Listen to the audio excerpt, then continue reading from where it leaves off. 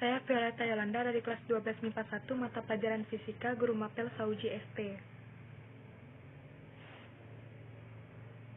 Gaya kolom. Muatan listrik terbagi menjadi muatan listrik positif dan muatan listrik negatif. Dua muatan yang sejenis apabila didekatkan akan tolak-menolak, sedangkan apabila muatan yang berlawanan jenis didekatkan akan tarik-menarik. Fisikawan Prancis Charles Coulomb melakukan eksperimen dengan suatu perlengkapan yang dinamakan neraca puntir. Berdasarkan percobaannya, ia berhasil menyimpulkan bahwa gaya elektrostatik berbanding lurus dengan hasil kali kedua muatan berbanding berbalik dengan kuadrat jarak kedua muatan.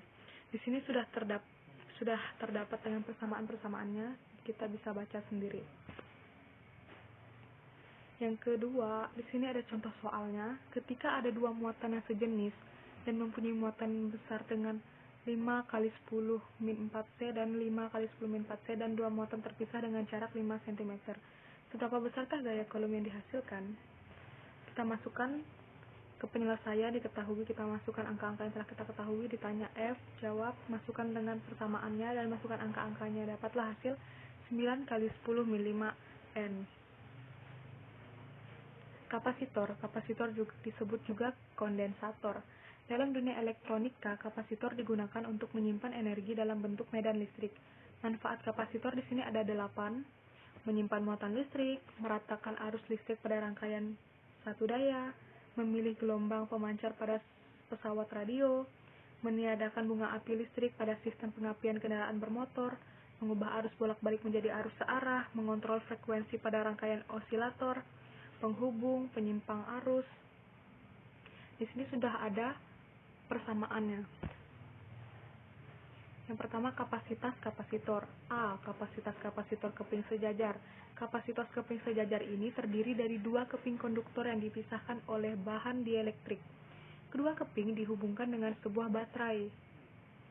Yang B. Kapasitas kapasitor bola.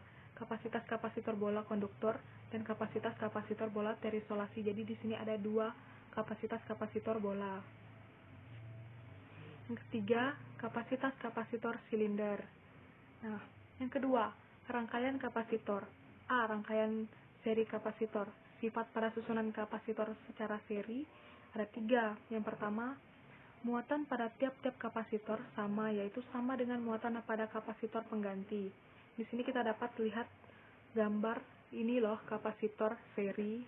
Nah, yang kedua, beda potensial pada ujung-ujung kapasitor pengganti sama dengan penjumlah beda potensial seluruh kapasitor yang dirangkai. Ketiga, besar kapasitor pengganti seri C atau CS dapat dihitung dengan persamaan berikut. Tuh, udah ada persamaan-persamaannya, tinggal dibaca. Yang kedua, rangkaian paralel. Di sini sudah ada gambarnya. Beberapa kapasitor yang dirangkai sejajar dan ujung-ujungnya bertemu pada satu titik yang sama dinamakan rangkaian paralel. Sifat pada susunan paralel juga ada 3. Yang pertama, muatan kapasitor pengganti sama dengan jumlah muatan tiap-tiap kapasitor. Yang kedua, beda potensial tiap-tiap kapasitor sama dengan potensial sumber. Yang ketiga, besar kapasitas pengganti paralel CP dapat dihitung dengan, nah, di sini sudah ada persamaan-persamaannya. Yang ketiga, penggabungan kapasitor. Penggabungan kapasitor adalah menghubungkan kapasitor yang telah bermuatan listrik dengan kapasitor lain. Penggabungan tersebut dapat dilakukan dengan menggabungkan dengan kawat halus atau menghubungkan kutub-kutub yang polaritasnya sama. Di sini ada energi potensial dalam kapasitor beserta persamaannya. Contoh soalnya, 2 buah kapasitor dirangkai seri. Di sini sudah diketahui C1, C2, V-nya dan dihubungkan pada sumber tegangan 3 volt. Tentukan A. Besar kapasitas pengganti, B. Besar energi total pada rangkaian. Di sini sudah ada penyelesaiannya. Diketahui, kita masukkan angka-angkanya, ditanya C total, B T total, jawab A, C totalnya dapat, B E totalnya dapat, kita masukkan tuh di persamaan-persamaan dan hasilnya sudah dapat 2 dan 9. Soal yang kedua, jika ketiga kapasitor dirangkai secara paralel dengan sebuah tegangan sumber Fs dan diketahui bahwa muatan total kapasitor adalah 252, di sini sudah ditentukan besar tegangan Fs. Tentukan besar tegangan Fs dan muatan yang tersimpan pada masing-masing kapasitor. Sini sudah diketahui C1, C2, C3. Tinggal kita jawab, kita masukkan pertama yang kita cari adalah menentukan tegangan Fs. Kita masukkan ke persamaannya dan dapatlah hasilnya 9 volt.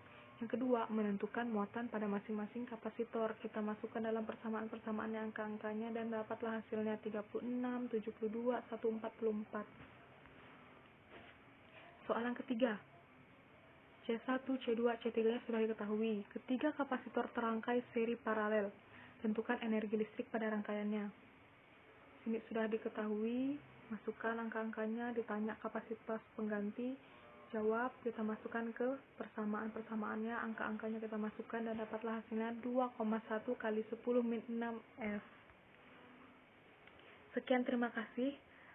Mohon maaf jika video ini ada beberapa kata yang salah. Sekian.